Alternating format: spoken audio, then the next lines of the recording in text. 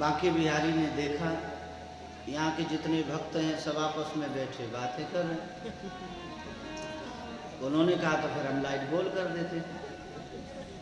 बांके बिहारी को देख रहे होते तो लाइट जाती नहीं ना। तो चलो दोनों हाथ उठा के अब ताली बजा करके आंखों में बांके बिहारी को बैठा करके फिर कहना रेडी 1 2 3 4 बिगिन। बांके बिहारी से नैना लड़े, बांके बिहारी से नैना लड़े, नैना लड़े री नैना मेरे बांके बिहारी से नैना लड़े, नैना लड़े री नैना। कछु संकोच कर रहे पर चिंता मत करो।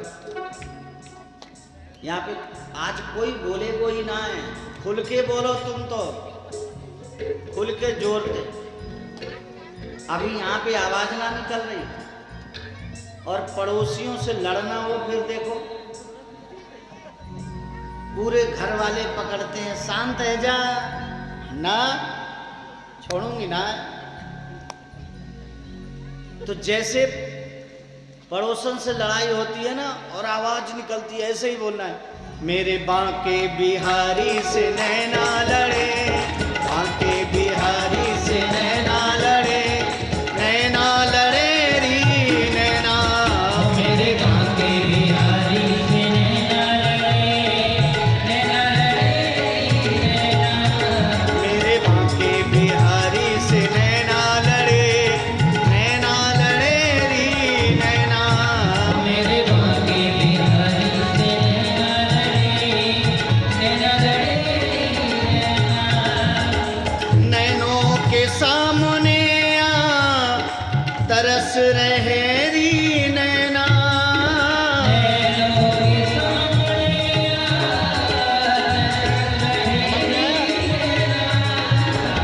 नैनों के सामने आ तरस रहे री नैना, नैनों के सामने आ तरस तड़पे हैं तेरी याद में बरस रहे री नैना, तड़प रहे तेरी याद में बरस रहे पागल के नैनों से नैना लगे ना, पागल के नैनों से नैना लगे ना, नैना लड़े री नैना मेरे बांके बिहारी से नैना लड़े, हो नैना लड़े री नैना मेरे बांके बिहारी से नैना लड़े री नैना मेरे बांके बिहारी से नैना लड़े, हो नैना लड़े री नैना मेरे बांके बिहारी से नैना लड़े, मेरे बांके बिहारी से नैना लड़े, मेरे बांके बिहारी से नैना। बोलिए बांके बिहारी लाल की जय, जय श्री राधेश।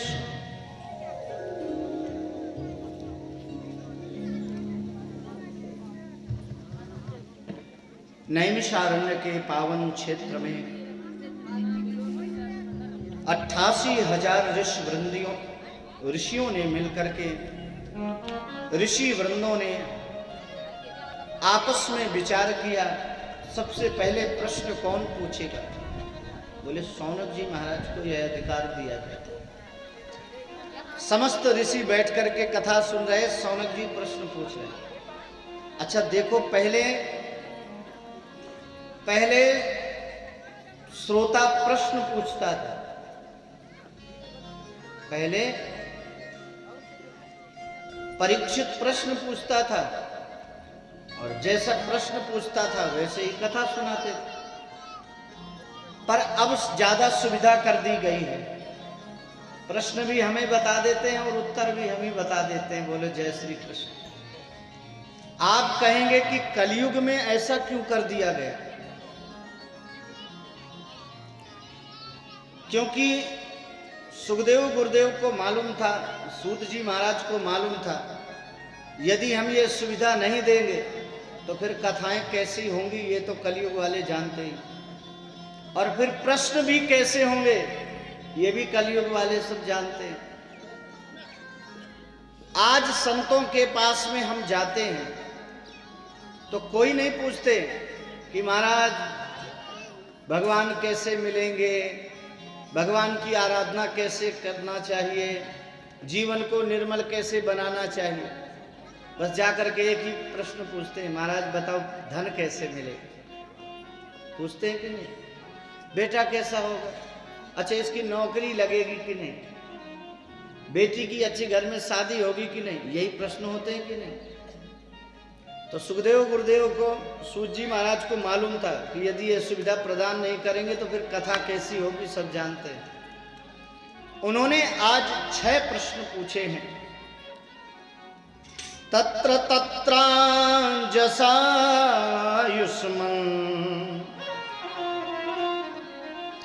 भवताय विनिश्चितम् भवताय विनिश्चितम्। पहला प्रश्न पूछा, आपने जो निश्चय किया हो, क्या? पुंसाम एकांततः श्रेयः तन्नः संसितुमर्हसि। पुंसाम जनानाम तन्नः कल्याणकारिणः श्रेयः कल्याण युक्तः। आप बताने की कृपा करें, जीव के सहज सरल कल्याण का साधन क्या है? पहला प्रश्न पूछा। दूसरा प्रश्न पूछा, अतः साधोत्र यस्सारम समुद्धृत्य मनीषया। शास्त्रों में धर्म का निरूपण, कर्म का निरूपण, ज्ञान का निरूपण, वैराग्य का निरूपण, स्त्री धर्म, पुरुष धर्म बड़ा विस्तार से किया गया है। पूरा जीवन व्यतीत हो जाए तो सनातन धर्म के शास्त्र जल्दी पढ़े नहीं जा सकते, इतने विस्तृत। अब कितना पढ़ोगे साहब? 4 पुराण, 4 वेद, ऋग्वेद, यजुर्वेद, सामवेद, अथर्ववेद, 4 उपवेद, 18 पुराण, 18 उपपुराण और 18 के उपपुराण। आप कितना अध्ययन करोगे? 18 स्मृतियां, ब्रह्म सूत्र, नारद भक्ति सूत्र, सांडिल्य भक्ति सूत्र, क्या क्या पढ़ोगे? महाभारत जैसा विशाल ग्रंथ। तो हाथ जोड़ करके पूछा, महाराज जो समस्त शास्त्रों का सार हो वह सुनाने की कृपा करें। अतः साधोत्र यस्सारम समुद्धृत्य मनीषया। मनीषया समुद्धृत्यो, जो आपने बुद्धि से एकत्रित किया है, आप वह हमें सुनाने की कृपा करें। तीसरा प्रश्न पूछा, देवक्यां वसुदेवस्यो जातो यस्य चिकीर्षया। भगवान जब संकल्प से सारी सृष्टि को बना सकते हैं, मिटा सकते हैं, तो उन्हें जन्म लेकर के क्यों आना पड़ता? चौथा प्रश्न पूछा उन्होंने, को वा भगवतस्तस्यो पुण्यश्लोकेभ्य कर्मणः शुद्धि कामो न शृणुयात् दशः कलिमलापहम् यत्पाद संश्रयासूतो मुनयः प्रशमायनाः सद्या पुनन्त्युपस्पृष्टा स्वरधुन्या पूर्णसेवया। 3 श्लोकों में एक प्रश्न को ही कर दिया गया है। आप सुनाने की कृपा करें कि भगवान के कुल कितने अवतार होते हैं। गुरुहीनः श्रद्धाना नाम लीलया ददतक कला। भगवान के कुल कितने अवतार होते हैं, भगवान जब जन्म लेकर के आते हैं तो कौन कौन सी लीलाएं करते हैं। अंतिम प्रश्न पूछा, बताने की कृपा करें महाराज, जब भगवान स्वधाम गमन कर जाते हैं, स्वाम काष्ठा मधुनो पेते धर्मः कम शरणं गतः। भगवान जब स्वधाम गमन कर गए तो ये धर्म किसकी शरण में गए? अब आप लोग सावधान होकर के बैठ जाना। यहां से सूत जी महाराज बोलना प्रारंभ करते हैं। सबसे पहले उन्होंने अपने गुरुदेव का वंदन किया। हम कोई भी कार्य प्रारंभ करें, सबसे पहले गुरुदेव का वंदन करना चाहिए। यम प्रव्रजन्तमनुपेतमपेतकृत्यं द्वैपायनो विरह आतराजुहाव पुत्रेति तन्मयतया तरवोऽभिनेदुः तं सर्वभूतहृदयं मुनिमानतोऽस्मि। अपने गुरुदेव भगवान का ध्यान करने के बाद नारायण भगवान का, नर भगवान का, सरस्वती मैया का और व्यास जी का वंदन किया है। इसके बाद में उन्होंने बोलना प्रारंभ किया है। मुनयः साधु पृष्टोऽहं भवद्भिर्लोकमङ्गलम् यत्कृतः कृष्ण संप्रश्नो येनात्मा सुप्रसीदति। ऋषियों, आपने जो प्रश्न पूछा है, भवद्भिर्लोक मंगलम, यह प्रश्न आपका अपना ही नहीं है, सारे संसार का प्रश्न है। इसमें सारे संसार का कल्याण होगा। आपने प्रश्न पूछा, भगवान को पाने का सहज सरल साधन, जीव के कल्याण का सहज सरल साधन क्या है? यहां पर वह बताना प्रारंभ करते हैं। भगवान को पाने का सहज और सरल मार्ग है भगवान की भक्ति। सवै पुंसां परो धर्मो यतो भक्तिरधोक्षजे अहैतु क्या प्रतिहता ययात्मा संप्रसीदति। भगवान को पाने का सहज साधन है भक्ति। आप कहेंगे क्या ज्ञान से नहीं पाया जा सकता? क्या भगवान को वैराग्य से नहीं पाया जा सकता? यहां पर भक्ति के विषय में ही क्यों बताया? हमारे महाराज श्री स्वामी श्री अखंडानंद जी महाराज कहते हैं, ज्ञान में अधिकार की आवश्यकता है। इसलिए व्यास जी महाराज ब्रह्म सूत्र प्रारंभ करने से पहले शर्त रखते हैं, अथा तो ब्रह्म जिज्ञासा। ब्रह्म को पाने का अधिकारी कौन है? बोले जिसके अंदर जिज्ञासा है।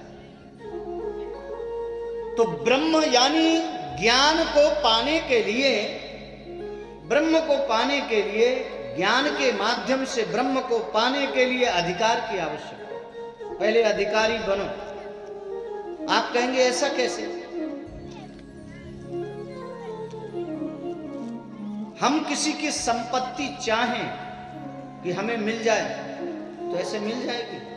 नहीं मिलेगी। लेकिन जो उसका बेटा है उसे कुछ नहीं करना पड़ता, अपने आप मिल जाती है।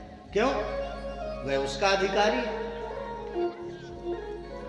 अधिकारी है कि नहीं? उसे कुछ करना नहीं पड़ा, अपने आप मिल गया।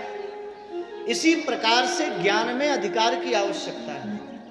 लेकिन वैराग्य में सर्वस्व न्यौछावर और पात्रता की आवश्यकता है। जो घर फूंके आपनो, कबीरदास जी महाराज कहते हैं, जो घर फूंके आपनो चले हमारे साथ। कबीरदास जी जब बनारस से चलने लगे, सब भक्त कहने लगे हम भी चलेंगे, हम भी आपके साथ में चलेंगे। कबीरदास जी ने कहा ऐसे नहीं चलेंगे। पहले सर्वस्व त्याग करना पड़ेगा, फिर चलना पड़ेगा। जो घर फूके आपनो, चले हमारे साथ। पर उसमें कुछ विचित्र थे। उन्होंने कहा अपने घर को फूकने के अलावा कोई उपाय नहीं है, दूसरे का फूक दें तो। महाराज, दूसरे का फूकने के लिए हम तुरंत तैयार हो जाते, और अपना जल रहा हो तो फिर कैसे पूरे गांव वाले को बुलाते, भैया इधर लाना, भैया पानी इधर लाना, सब नष्ट हुआ जाए। और दूसरे का ऐसे ही जला देते। जब हम दूसरे की पीड़ा को अपनी पीड़ा समझने लगेंगे, बस उसी दिन मानव बन जाए। पर पीड़ा सम नहीं अधमाई,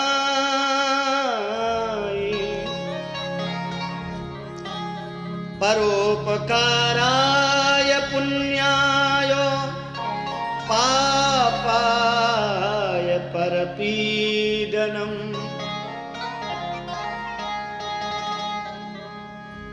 दूसरे के ऊपर उपकार करना ही पुण्य है, और दूसरे को कष्ट देना ही,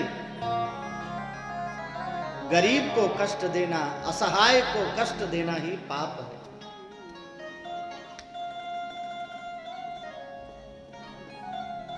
पर कई लोग दिखावा बहुत करते हैं। एक देवी जी थी, नई अंगूठी लेकर के आई, पहन करके सबके घर में गई, किसी ने नहीं देखा तो अपने घर में आई, अपने घर को जलाए दियो। बोलो जय श्री कृष्ण। घर में आग लगा दी। अब जब गांव वाले दौड़े, भैया बुझाओ बुझाओ, घर जल रहा है इसका, तो मालूम है क्या कर रही थी?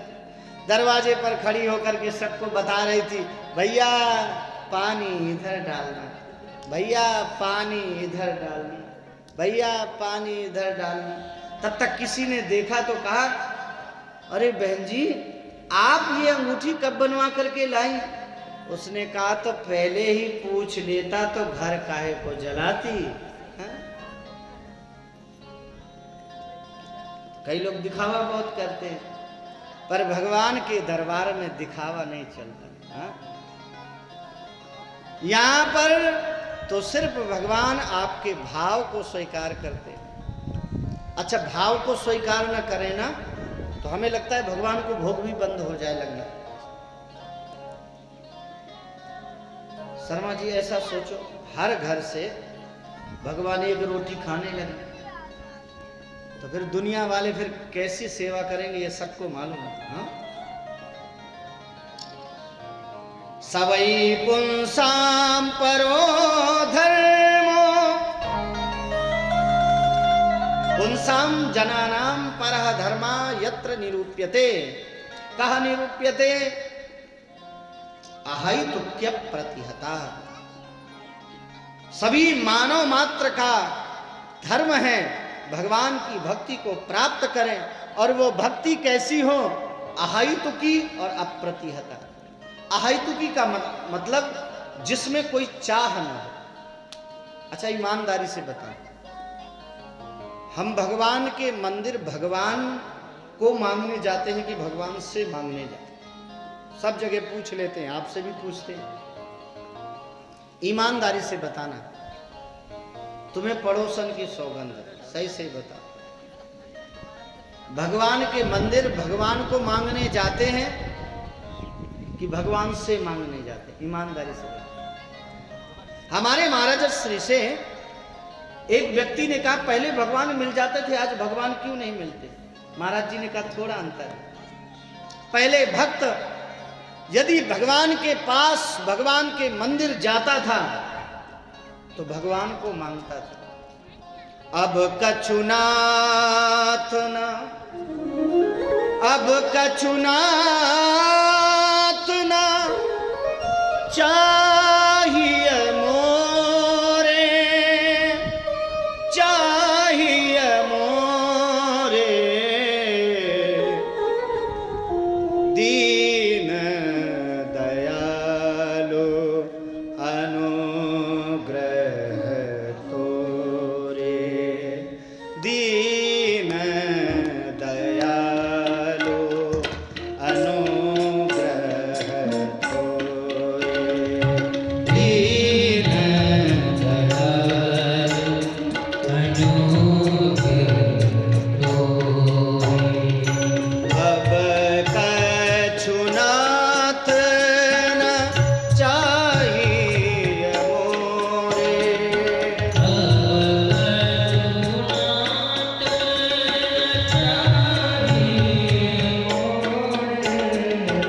बड़े भाव से गुनगुनाओ इस चौपाई को।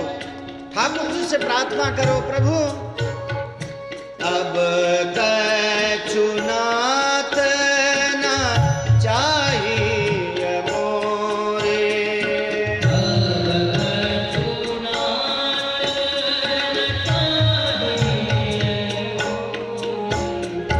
दीन दयाल अनुग्रह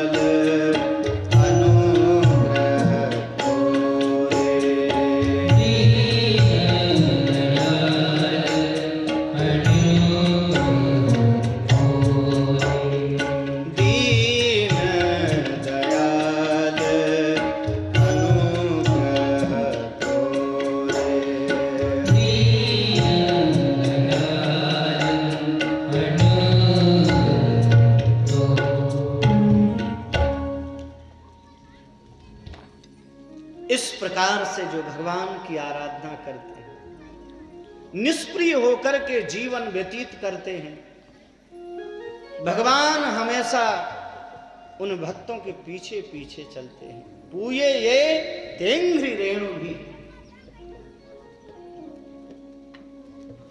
कबीर दास जी महाराज से जब बनारस के बड़े बड़े विद्वान जलने लगे तो मालूम है उन्होंने क्या किया?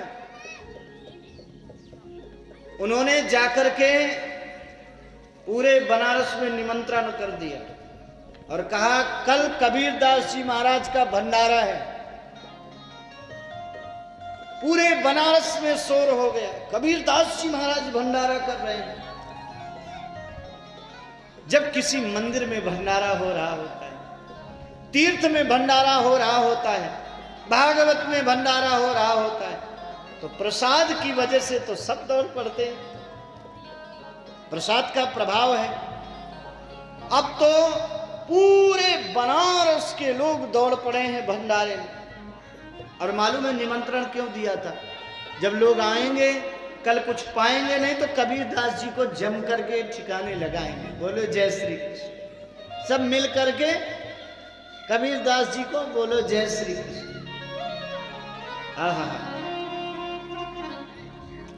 कबीर दास जी जंगल में निकल गए, एकांत में जाकर के बैठ गए और बोले राम जी आपने ही सब कराया है,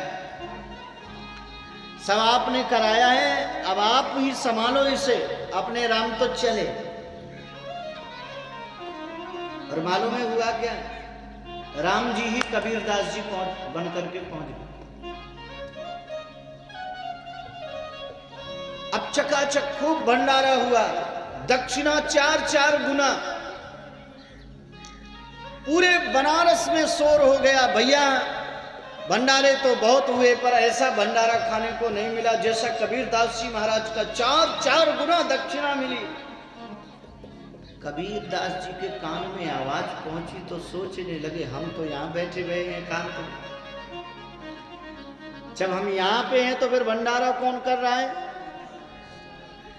तो चल करके देखना तो चाहिए। कबीर दास जी महाराज ने ऐसे अपना अचला लिया, साफी को ऐसे किया, धीरे से पंगत में बैठ गए। तब तक परोसने वाले ही राम जी कबीर दास जी बन करके आ गए। और जैसे ही कबीर दास जी महाराज के सामने पत्तल भगवान ने डाली, प्रसाद परोसा, कबीर दास जी ने हाथ जोड़ करके कहा जय हो। आज कबीर दास जी ने कबीर दास जी को परोसते हुए देखा है। कबीर दास ही खिलाने वाले और कबीर दास ही खाने वाले। जय हो राम जी की। राम जी ने धीरे से कहा जो संत मेरे ऊपर सर्वस्व न्यौछावर कर देते हैं, जो संत अपने जीवन का भार मेरे ऊपर डाल देते हैं, उनके भार का निर्वहन मैं करता हूं।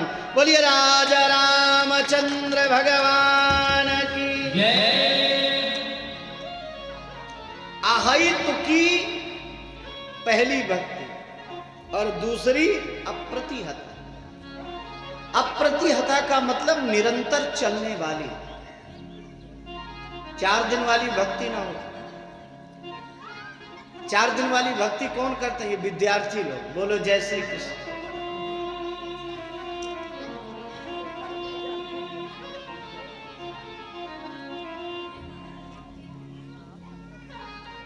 चार दिन वाली विद्यार्थी भक्ति करते हैं। जब परीक्षा का समय आता है तब खूब भगवान के दरबार पे जाएंगे, हे प्रभु ऐसी कृपा करना, पेपर बहुत सरल है, जो हमें आता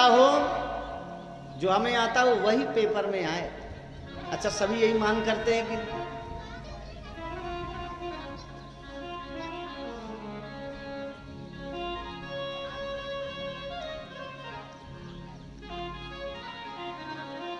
एक बच्चे ने तो पुस्तक में एक वाक्य लिखा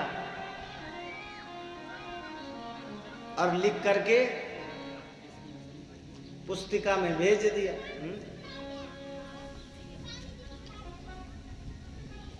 और जब वो वाक्य मास्टर साहब ने पढ़ा,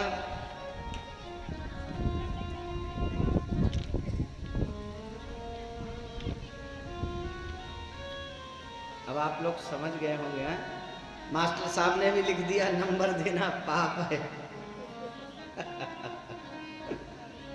बोलिए भक्तवत्सल भगवान की। और दूसरी बात, भक्ति कब करते हैं? जब रिजल्ट आना होता है। शिक्षक गुरुजन सभी के प्रति बराबर दृष्टि रखते हैं। कई लोग कह देते हैं जाकर के ना कि आपने हमारे बच्चे को नंबर कम दिया। अरे नहीं जी, संसार में शिक्षक गुरुजन ही ऐसे हैं जो अपने शिष्य को एक समान दृष्टि से देखते हैं, सभी को एक समान दृष्टि। उनके यहाँ कोई भेद नहीं होता, चाहे अमीर का बालक हो चाहे गरीब का बालक हो। यदि उसने पढ़ाई अच्छी की है तो नंबर अच्छे आएंगे, और नहीं की है तो उसके अनुरूप ही आएंगे। कई लोग आकर के रोने लगते हैं, अरे महाराज जी जैसा हमारा बेटा पढ़ता था वैसे नंबर नहीं आए। हमने कहा तुमने कैसे जाना कि ऐसा पढ़ता था?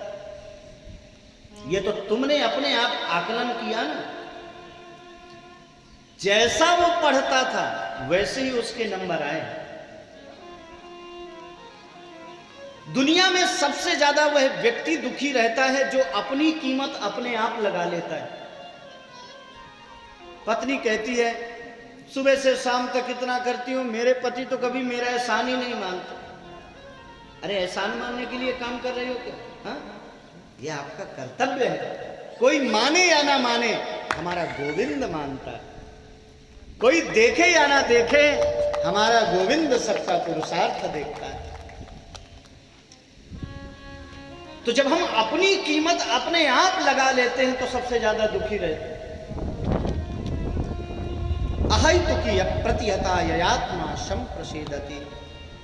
उसी को कोई ब्रह्म कहता है, कोई परमात्मा कहता है, कोई भगवान कहता है। वदन्ति तत्त्वविदस्तत्त्वं यज्ञान मद्वयं ब्रह्मेति परमात्मेति भगवान इति सद्यते। ज्ञानी उसी को ब्रह्म कहते हैं, योगी उसी को परमात्मा कहते हैं, और भक्त उसी को भगवान कहते हैं। बोलिए भक्तवत्सल भगवान की जय। पूछा महाराज भगवान के कितने अवतार हुए हैं? सूत जी महाराज कहते हैं भगवान के अनंत अवतार हुए हैं, पर भागवत जी में प्रमुख 24 अवतारों का वर्णन है। पहला अवतार हुआ है स एव प्रथमं देवः कौमारं सर्गमास्थितः चचार दुश्चरं ब्रह्मो ब्रह्मचर्यमखंडितम्। पहला अवतार भगवान का सनक सनंदन सनातन कुमार के रूप में हुआ है। उद्देश्य क्या था? ब्रह्मचर्यमखंडनम। जीवन में किस प्रकार से ब्रह्मचर्य धारण करके जीवन को उदात्त बना सकते हैं। 25 वर्ष तक जिसका ब्रह्मचर्य मजबूत रहता है उसकी बुद्धि तेज रहती है। यह विशेषता है।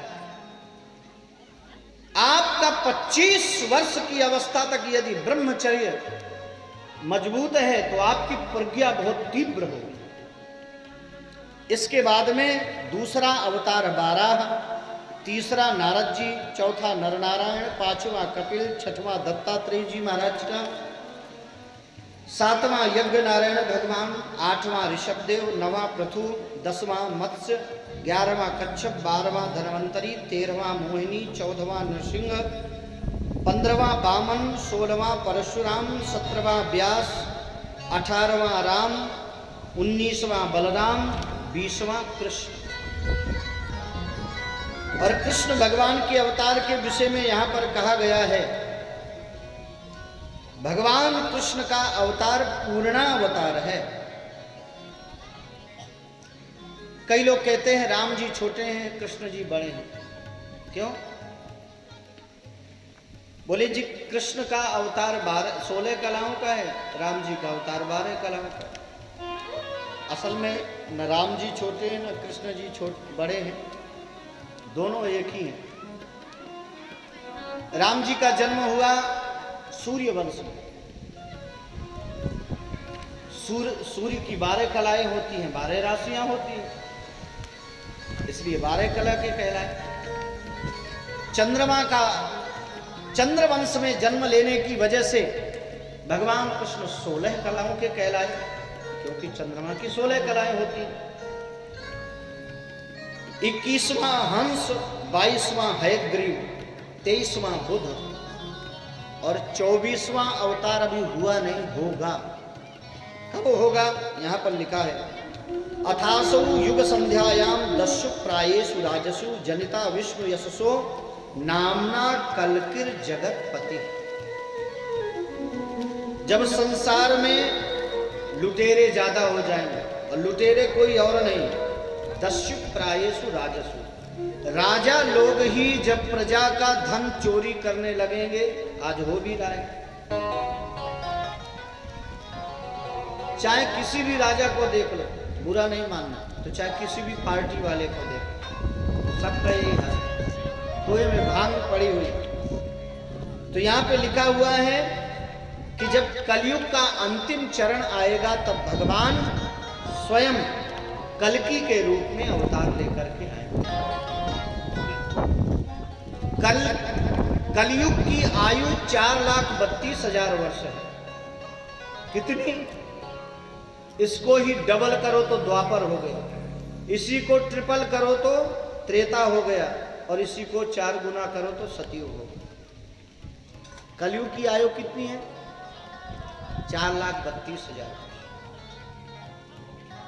और अभी मात्र 5,000 कुछ वर्ष व्यतीत हुए हैं। आपने सुना था ना 2012 में टेलीविजन वाले कह रहे थे फला धर्म के ग्रंथ में लिखा है 2012 में सारी सृष्टि नष्ट हो जाएगी। अच्छा, ये कौन सा सन चल रहा है बता दो जी? 21। आप बैठ करके सब लोग भगवान की कथा सुन रहे हैं कि नहीं? हमारे शास्त्रों में जो लिखा हुआ है वो अक्षरशः सत्य है।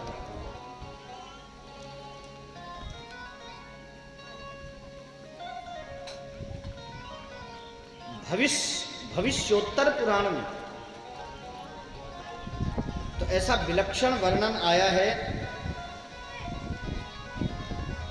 जब मानो इतना हो जाएगा, बोलो जय श्री कृष्ण, तब अंतिम चरण समझना।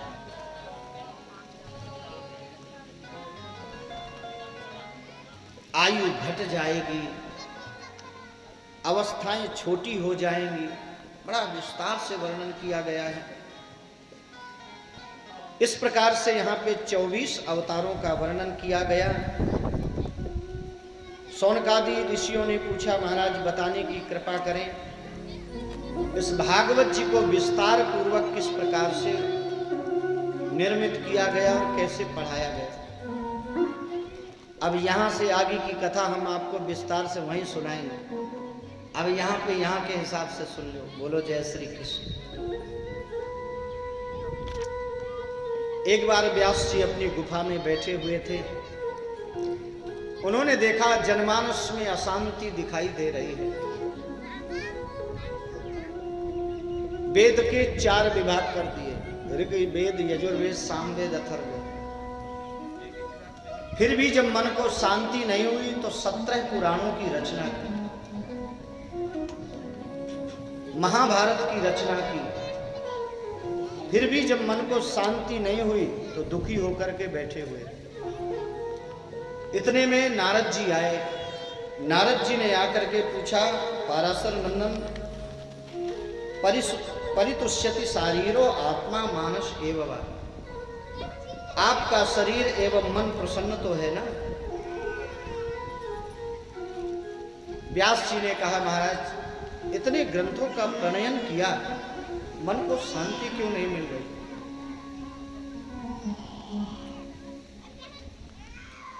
बोलिए भक्तवत्सल भगवान की जय।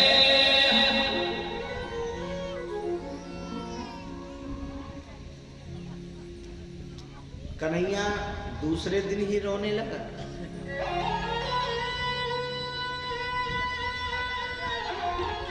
उस कन्हैया से कह दो चौथे दिन रोना जब जन्म हो जाए।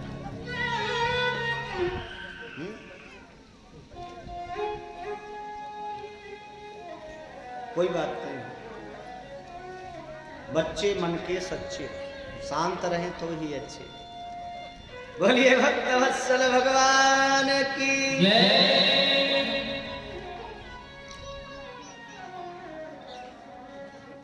व्यास जी ने अपने मन की वेदना बताई। इतने पुराणों की रचना करने के बाद भी मन की शांति क्यों नहीं हुई? नारद जी ने कहा, आपने धर्म का निरूपण किया, कर्म का निरूपण किया, पर ऐसे किसी ग्रंथ का प्रणयन नहीं किया जिसकी सन्निधि लेने से ही भगवान मिल जाए, जिसको सुनने मात्र से ही भगवान मिल जाए।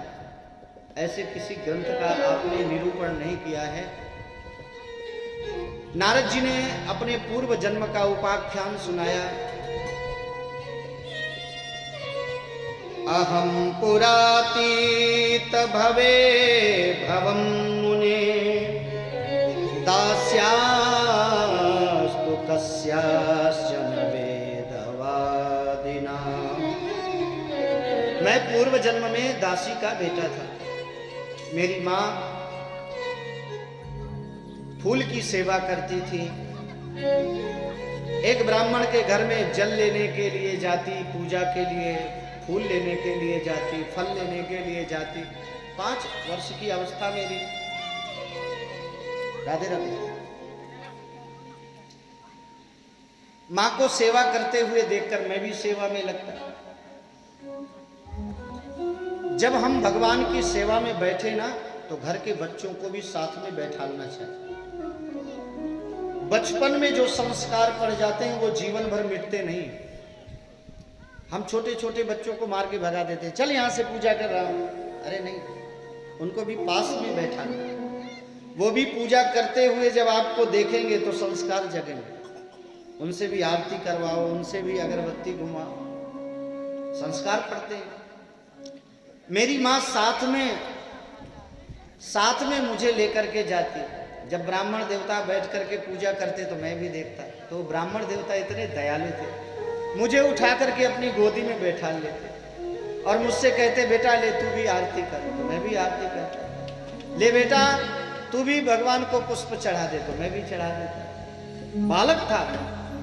ब्राह्मण के संस्कार मेरे जीवन में उतारा। हम जब अच्छे व्यक्ति की संगति करते हैं तो जीवन में अच्छी रंगत भी आती है। हमारे महाराज श्री कहते हैं, व्यवहार उन्हीं से करो जिनसे हमारे विचार मिलते हैं। यदि विचार मिलते नहीं है तो व्यवहार ज्यादा दिन टिकने वाला नहीं है। एक बार कुछ संत पधारे चातुर्मास्य करने के लिए।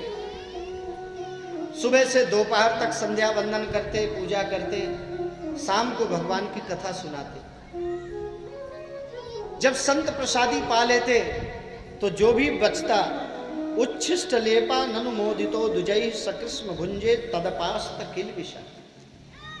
उनकी शीत प्रसादी खाने की वजह से मेरे सारे पाप नष्ट हो गए। जब वो जाने लगे तो मैंने हाथ जोड़ करके कहा, महाराज जी आप जा रहे हैं तो मुझे भी साथ में लेते चलिए। उन्होंने कहा, बेटा आपकी माता जी की सेवा आपके चले जाने पर फिर कौन करेगा, इसलिए आप माता जी के पास में रहो। मैंने हाथ जोड़ करके कहा, लेकिन मुझे तो भगवान से मिलना है। संतों ने कहा, हम तुम्हें मंत्र बता रहे हैं, इस मंत्र को रोज जपना, आज नहीं तो कल तुम्हें भगवान मिल जाएंगे। उन्होंने मंत्र बताया और मंत्र भी ऐसा बताया जो भगवान का चतुर्व्यूहात्मक मंत्र है। ओम नमो भगवते तुभ्यं वासुदेवाय धीमहि प्रद्युम्नाय निरुद्धाय नमः संकर्षणाय च। इमं स्वनिगमं ब्रह्मन् अवेत्य मदनुष्ठितम् अदान में ज्ञानमैश्वर्यं स्वस्मिन् भावं च केशव। संत ने मंत्र बताया है, वो तो चले गए, अब मैं रोज बैठ करके इसी मंत्र को जपने लगा। कालांतर में एक दिन मेरी मैया गौ दोहन के लिए निकली, रास्ते में सर्प पड़ा हुआ था। सर्प ने जैसे ही मां को डसा, प्राणांत हो गया। लोगों ने मुझे बताया, लोगों ने आकर के बताया मुझे, आपकी मां को सर्प ने काट लिया। मैंने संस्कार किया मां का और स्वयं भगवान का नाम लेकर के उत्तर दिशा की ओर चला। एक गहन जंगल में चलते चलते मैंने एक दृश्य देखा। सामने सुंदर सुंदर पक्षी कलरव कर रहे हैं। पीपल का वृक्ष दिखाई दे रहा है। सरोवर का पावन निर्मल जल दिखाई दे रहा है। मैंने सबसे पहले स्नान किया, सरोवर का जलपान किया और उसी वृक्ष के नीचे खड़े होकर के भगवान की आराधना करने लगा। बार बार भगवान की याद कर रहा था और बार बार भगवान से एक ही बात कह रहा था, प्रभु अब तो आपके हो गए, आपको हमने अपना बना लिया है, जो होगा देखा जाए। भगवान की याद करने लगे हैं खड़े होकर के और बड़े भाव से पुकार रहे हैं भगवान को। अरे भाई इधर भी देखो, बड़े भाव से पुकार रहे हैं और गा रहे हैं। लगन तुमसे लगा बैठे, जो होगा देखा जाएगा। लगन तुमसे